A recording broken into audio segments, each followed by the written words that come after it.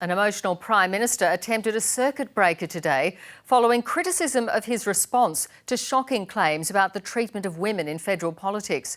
It comes after more than a month of allegations of sexual assault, sexism and misogyny in Parliament House.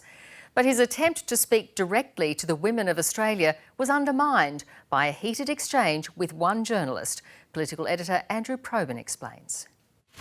I will not let you down.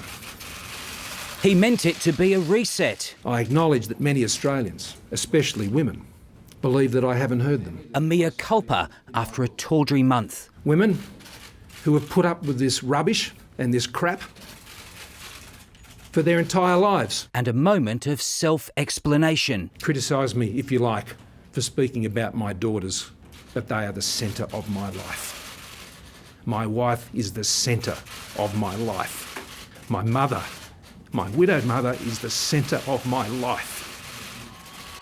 Responding to women's fury, fuelled by fresh revelations of coalition staffers behaving disgracefully. We must get this house in order. A senior Liberal advisor sacked for masturbating on a federal MP's desk.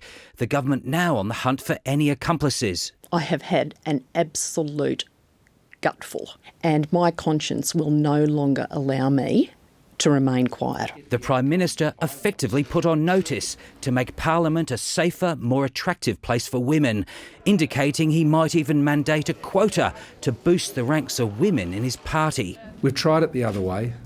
It's not getting the results that we want to see. I would like us to see us do better on that front. But when asked whether he'd lost control of his ministerial staff, things quickly went sour. You're free to make your criticisms and to stand on that pedestal, but be careful. The Prime Minister using a nationally televised media conference to suggest a press gallery journalist had made a harassment complaint to her employer, a claim News Corp rejected as untrue. You say you want women to come forward and be supported, and then that gets dumped out. I mean, it's just staggering. After an awful month and quite a few missteps, Scott Morrison blew his chance to wrest back control. His personal brand's been damaged and his government has been paralysed by an angry, bigger force. The Prime Minister says he'll have a lot more to say over the next month. But today there was a sign he might seek to cauterise another wound.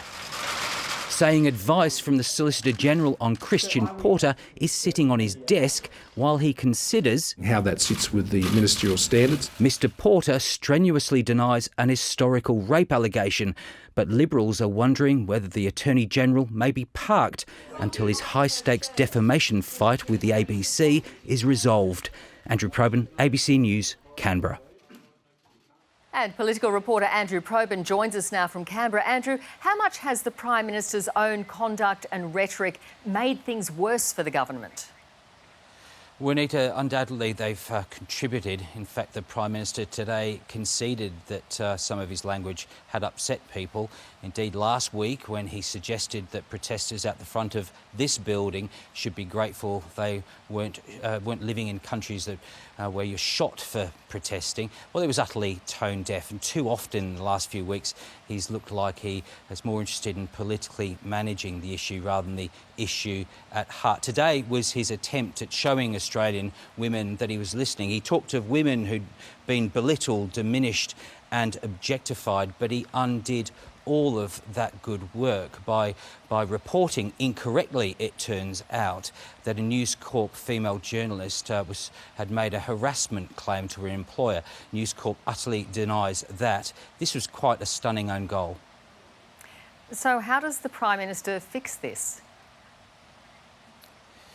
Well, he can't obviously fix all of society's ills, and nor is anyone expecting him to, but he can influence what happens in parliamentary culture and influence what happens in the Liberal Party. Today he talked to coalition folk to say that there would be face-to-face workplace health and safety training and that ministerial officers would also get some training. But the big one is making sure that people who do have complaints can do so safely and confidentially. That's still a work in place. But Juanita, in summary, if today was meant to be the circuit breaker for Scott Morrison, he took 2 steps forward and about 3 steps back. Andrew Probyn reporting there.